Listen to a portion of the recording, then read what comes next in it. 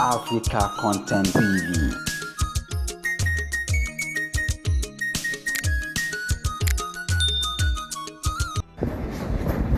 The K1, the ultimate, has arrived in London for the 6th May O2 Indigo show.